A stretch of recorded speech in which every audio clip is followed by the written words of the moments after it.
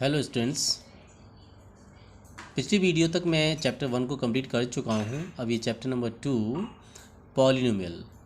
Okay, पहले introduction देंगे polynomial क्या है, और जिन्होंने सब्सक्राइब नहीं किया हो चैनल को वो सब्सक्राइब कर लेना और ऑल पर बेल आइकन को क्लिक कर देना। ठीक है, बटन दबा देना, जिससे आगे की वीडियो आपको मिलती रहेंगी।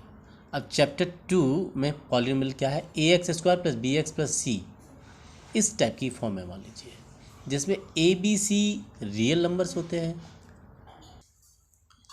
और ये A B C real numbers हैं जिनको हम कांस्टेंट भी कह सकते हैं।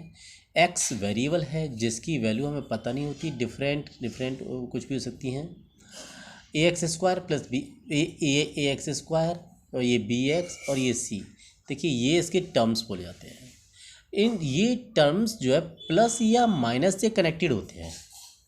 तो ये टर्म्स जो प्लस या माइनस से कनेक्टेड होकर के कितने भी टर्म्स हो सकते हैं इसके अंदर, लेकिन ध्यान रखना इसके अंदर जो ये जो पावर होती है, मैक्सिमम पावर जो होती है, ये कभी नेगेटिव नहीं हो सकती। कोई भी वेरिएबल की पावर नेगेटिव नहीं हो सकती है।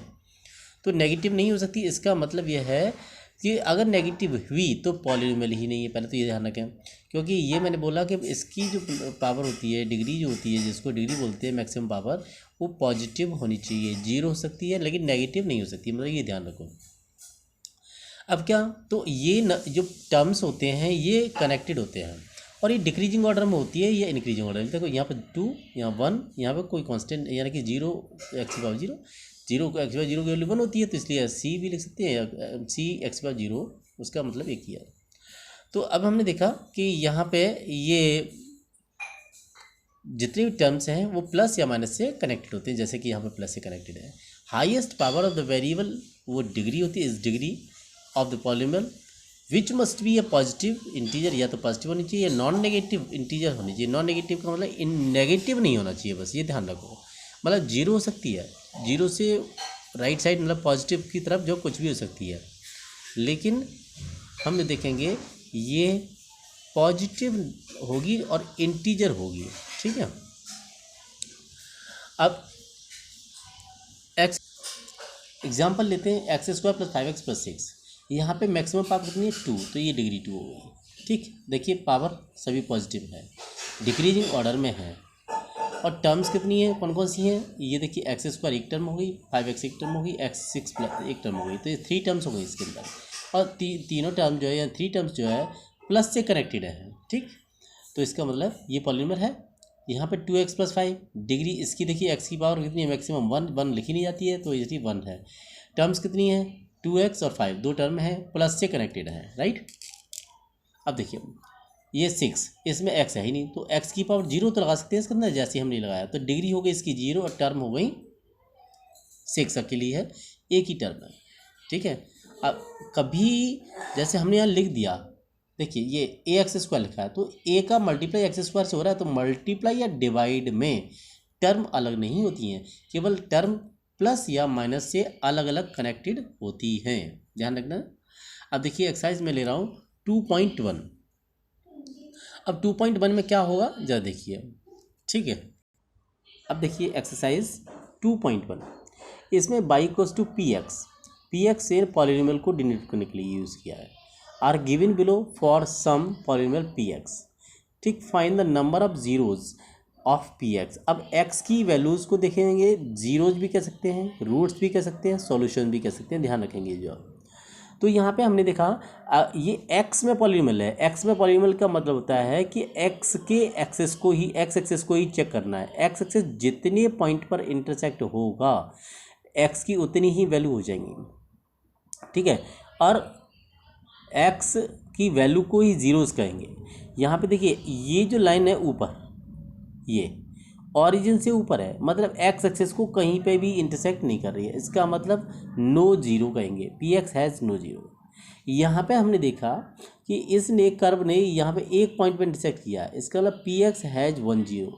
यहाँ पे x ने देखिए इस कर्व ने 1 2 3 केवल x एक्सेस को चेक करना है, तो 1 2 3 पॉइंट पर इंटरसेक्ट किया है, मतलब px has 3 zeros, px has 3 zeros। देखिए ना क्योंकि इसमें 3 पॉइंट पर इंटरसेक्ट किया है, इसलिए पी एक्स हैज़ 3 जीरोस हम लिखेंगे। और यहाँ पे इस जगह पे देखेंगे इस कर्व ने ये यहाँ पे 1 और 2 पॉइंट पर इंटरसेक्ट किया है, इसका पी एक्स हैज़ 2 जीरोस, इसमें 2 जीरोस हो जाएंगे क्योंकि 1 और 2 पॉइंट पर इंटरसेक्ट हो रहा है, राइट। Okay, exercise 2.2।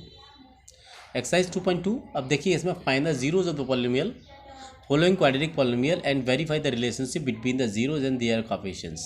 अब इसमें हम जो कैसे,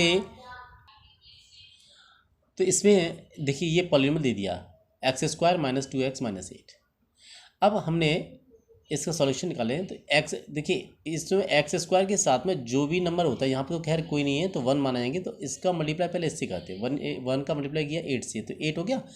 8 के ऐसे फैक्ट करने माइनस करके -2 आ जाए तो 4 2 जा 8। अब देखो माइनस का 4 हो गया, प्लस का 2 हो गया, तो इन दोनों को सॉल्व करूँगा तो माइनस का 2 आएगा, नहीं आएगा, माइनस का 2x। इसमें से कॉमन ले लूँ तो x माइनस के 4, इसमें से 2 कॉमन आ जाएगा +2, तो x माइनस के 4 दोनों सेम आ गए, x माइनस के 4 और ये x हो गया, ये +2 हो गया, तो x +2 हो गया। ये आप जो है 9th में भी 8th में भी ये फैक्टर कर चुके हैं, ठीक है, फिर भी मैंने बता दिया इसको पूरा कंप्लीट। तो x माइनस के 4 दैट इज इक्वल टू 0 और x +2 इक्वल टू 0। इस तरह से x की वैल्यू 4 और -2 2 आ गई। इन्हीं को जीरोस या रूट्स ये सॉल्यूशन कहते हैं। तो जीरोस आर 4 एंड -2, ये जीरोस हो गए। अब वेरिफिकेशन कैसे कराएंगे देखिए ज़रा। वेरिफिकेशन का मतलब होता है सम ऑफ जीरोस, मतलब जो आपने जीरोस फाइंड किए हैं उन दोनों का सम। देखिए ये 4 प्लस और ये -2, इन दोनों का सम ये हो गया, राइट। अब इसका फॉर्मूला क्या होता है, minus coefficient of x upon coefficient of x square. ये इससे हम जो है इसको दोनों साइड इक्वल आनी चाहिए। तो माइनस कोएफिशिएंट ऑफ x, मतलब देखिए x का कोएफिशिएंट कितना है 1 और x स्क्वायर का, और x का कोएफिशिएंट कितना है -2, तो इसलिए कोएफिशिएंट ऑफ x यानी -2, माइनस ऑलरेडी लगा हुआ है, कोएफिशिएंट ऑफ x हो गया -2, कोएफिशिएंट ऑफ x स्क्वायर का कोएफिशिएंट हो गया 1, ये 1 लग दिया, माइनस माइनस प्लस हो गया तो 2 आ गया, ये 4 में से 2 गया तो 2 आ गया। तो इस तरह से हमने देखा कि left hand side right side equal हो गई। इस तरह से ये वाला पार्ट तो हो गया वेरीफाई। अब हम जो है दूसरे पार्ट को वेरीफाई करते हैं, product of zeros. Product of zeros का फॉर्मूला क्या होता है, constant term upon coefficient of x square. तो कांस्टेंट टर्म हमने देखा, कांस्टेंट टर्म कितनी है उसमें, कांस्टेंट टर्म देखिए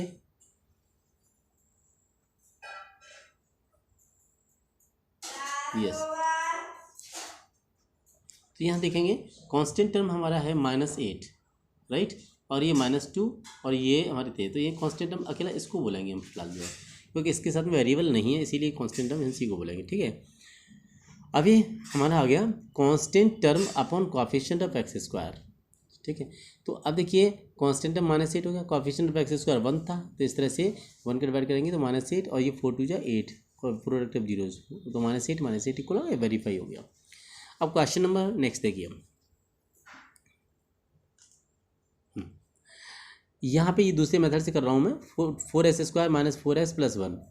अब 4 इसके साथ एक्स स्क्वायर के साथ में, देखिए पहले तो स्टैंडर्ड फॉर्म में है नहीं है, पावर देखो डिक्रीजिंग ऑर्डर में होती गई है, और एक्स स्क्वायर के साथ में जो भी एस स्क्वायर के साथ जो भी 4 लिखा हुआ है उसका कांस्टेंट से मल्टीप्लाई, 4 × 4, 4 के ऐसे फैक्टर करोगे प्लस करके, और ये -4 आ जाए तो -2 और -2, 2 2 जब 4 हो जाएगा, माइनस करें वो प्लस करेंगे तो माइनस का 4 हो जाएगा, और ये इसमें से 2s हमने कॉमन ले लिया तो 2s, तो 2 2 जब 4, 2s हो गया माइनस के, 2s का इसमें से 1 -1 2s और ये +-1 हो गया, 2s -1, 2s -1 ये आ गया दोनों का कॉमन वाला, और 2s -1 ये आ गया, राइट। तो इस तरह से फॉर जीरोस 2s -1 और 2s -1 ये हमने दोनों लिख दिए है, और h = 1/2 h = 1/2, राइट। और यहाँ पे हम जो है इसको अगर ax² + bx + c वाली कंडीशन से देखें फॉर्म से, तो एक्स स्क्वायर के साथ वाले नंबर को हम जो ए कहेंगे, एस के साथ वाले नंबर को बी कहेंगे, और कांस्टेंट को सी कहेंगे। इस तरह से हमने ये कह दिया। अब मैं दूसरे मेथड से करूँगा, इसको देखिए ज़रा। तो ये वेरिफिकेशन, अल्फ़ा हमने फर्स्ट जीरोस को कहा एस की वैल्यू को, बीटा हमने सेकंड एस की वैल्यू को कहा जीरोस, यानी कि अब सम ऑफ जीरोस होता है -b/a, ax² + bx + c की फॉर्म बना करके उसमें से हमने निकाला ए बी सी की वैल्यू, माइनस की बी अपने माइनस ये लगा हुआ, बी की वैल्यू -4 है, ए का मतलब 4 हो गया, तो फिर 4 से 4 कट जाएगा 1, और ये 1/2 मिलके 1, इस तरह से ये first sum of zeros verify हो गया। अब आता है product of zeros. Product of zeros का मतलब होता है सी अपॉन ए। सी का मतलब कांस्टेंट, अभी हमने जो देखा था 1 था कांस्टेंट वहाँ पे, है ना 1, और ए का मतलब क्या था, एस स्क्वायर के साथ वाले नंबर को ए कहेंगे, 1/4। प्रोडक्ट ऑफ जीरोज यानी 1/2 आंसर आया था, तो 1/2 1/4 वेरीफाई हो गया। इसी तरह से अब यहाँ पे देखिए ये अभी एक्स स्क्वायर, फिर यहाँ पे कोई एक्स नहीं है, यहाँ पे एक्स आ गया, तो ये अपने स्टैंडर्ड फॉर्म में नहीं है, तो इसको स्टैंडर्ड फॉर्म में हम जो पहले चेंज करेंगे। देखिए 6x² माइनस 7x माइनस के 3, राइट। और यहाँ पे हमने जब देखा कि ये ए की वैल्यू 6 है, बी की वैल्यू -7 है, सी की वैल्यू -3 है, और यहाँ पे 6x² माइनस 9x, और ये देखिए 6 3 जा 18 कैसे फैक्टर करेंगे माइनस करके, और ये 7 आ जाए माइनस का, तो 9 2 18 होता है, माइनस के 9 कर दिया, प्लस का ये कर दिया, 3x कॉमन लिया, 3 2 6 3 3 9, 1 कॉमन लिया तो 2x - 3 और 3x + 1 हो गया। फॉर जीरोज इसको इक्वल टू 0 लो, या इसको भी इक्वल टू 0 ले लो, राइट। यहाँ से x की वैल्यू आ गई 3/2, यहाँ से x की वैल्यू आ गई -1/3, राइट। अब देखिए जीरोज, तो जीरोज आ गए 3/2 और -1/3, इस तरह से। ओके, जीरोज 3/2 और -1/3 आ गए। अब वेरिफिकेशन कैसे, अल्फ़ा जीरोज को कहा, बीटा जीरोज को कहा, तो ये जीरोज हो गए। अल्फ़ा प्लस बीटा -b/a होता है, अल्फ़ा का मतलब ये, बीटा का मतलब ये, है ना, प्लस कर दिया, यानी कि ये माइनस की वजह से तो माइनस आया, और माइनस के b/a माइनस, और b की वैल्यू हमारी, ये हमने देखा था अभी ऊपर, ये b की वैल्यू कितनी है, ये देखिए -7, ये अभी हमने छाट के लिख दी थी, a की वैल्यू 6, b की वैल्यू -7, c की वैल्यू -3 है, तो ये हमने यहाँ पे देखा माइनस की b/a, माइनस के b आ गया अपॉन a, 3 2 6 इसका एलसीएम हो गया, एलसीएम हो गया, बोल लिया, ठीक। अब next product of zeros. Product of zeros में देखेंगे, देखिए प्रोडक्ट ऑफ जीरोज, ये दोनों जीरोज जो निकले थे उन दोनों को मल्टीप्लाई, 3 × 3 और 2 3 6 -1/6, और ये 3/6 माइनस में, और ये यहाँ पे c/a होता है, तो माइनस के 3/6, ये दोनों साइड इक्वल आ गई, राइट। अब देखिए फोर्थ पार्ट, 4au² + 8u ये रखा है, तो हमने इसको स्टैंडर्ड फॉर्म में चेंज कर दिया, ax² + bx + c = 0 वाली फॉर्म में, तो इससे हमारा ये a की वैल्यू 4, b की वैल्यू 8 और c की वैल्यू 0 हो गई। अब यहाँ से हमने इसमें से 4u कॉमन ले लिया, 4u जैसे ही कॉमन लिया तो ब्रैकेट के अंदर बचेगा u + 2। फॉर जीरोज़ के लिए हमने इसको 0 के इक्वल लिख दिया, तो यहाँ से 4u = 0 और u + 2 = 0। अब देखिए ये हमारा u = 0 आ गया, और u की वैल्यू यहाँ पे भी, यहाँ पे -2 आ गई, राइट। ओके, अब वेरिफिकेशन देखिए, u = 0 है, b = बीटा = अल्फ़ा = 0 है, बीटा = -2 है, तो अल्फ़ा प्लस बीटा अभी बताया था माइनस के b/a होता है, अल्फ़ा का मतलब 0, बीटा का मतलब -2, और माइनस b का मतलब ये b का मतलब अभी हमने ऊपर 8 बताया था, 8/4, तो इस तरह से दोनों का साइड इक्वल आ गई है। अल्फ़ा इंटू बीटा c/a होता है, तो अल्फ़ा का मतलब हमने देखा 0, बीटा का मतलब देखा -2, c हमारा 0 था, a हमारा 4 था, तो इस तरह से हमारा 0 आ गया, इस तरह से दोनों साइड इक्वल आ गई। अब हमने देखेंगे क्वेश्चन नंबर इसका 5th पार्ट, ठीक। t², हाँ, t² - 15 और t² - 15 किसी का स्क्वायर तो होता नहीं, तो स्क्वायर रूट लगा करके उस पर स्क्वायर कर दिया। अब ये t - √15 t + √15 हो गया। अब फॉर जीरोज़ के लिए हम इसको 0 के इक्वल रख देंगे, इसको 0 के इक्वल रख देंगे, तो यहाँ से t = -√15 आ गया, माइनस के √15 आ गया, तो जीरोज़ तो यही हो गए, राइट।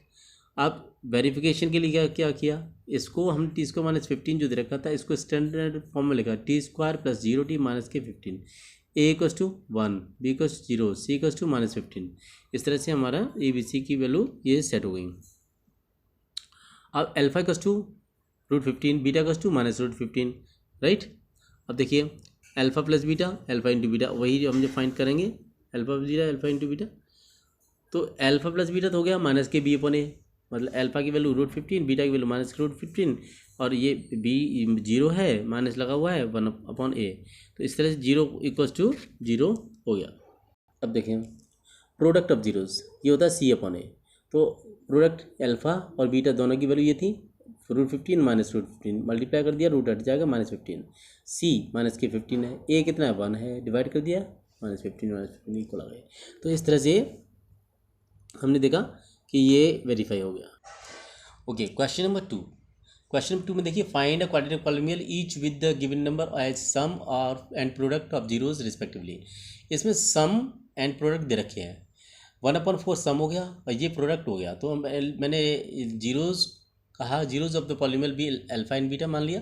तो अल्फा प्लस बीटा यानी सम दे रखा है, अल्फा इंटू बीटा यानी कि प्रोडक्ट भी दे रखा है। क्वाड्रेटिक पॉलिनोमियल का हमारा ये देखिए फॉर्म होती है के एक्स स्क्वायर, के बाहर लगा देते हैं, x square minus alpha plus beta into x plus alpha beta. तो अल्फा प्लस बीटा की वैल्यू 1/4, अल्फा इंटू बीटा की वैल्यू -1, ये हमने वैल्यू पुट कर दी। एलसीएम लिया 4x² माइनस 1x, और ये 4 का इसमें करेंगे तो 4, और ये k/4 आ गया। अब हमें क्या करना होता है कि हमें पॉलिनोमियल जब हम निकालनी होती है तो ये k/4 को हम जो राइट साइड में 0 लगा करके, क्योंकि जीरोज़ निकालने होते हैं तो जीरोज़ का मतलब तो ये इसकी वैल्यू 0 आनी चाहिए, तो इसीलिए हम इसको 0 लगा करके इक्वल्स टू में k/4 को 0 में भगा देते हैं।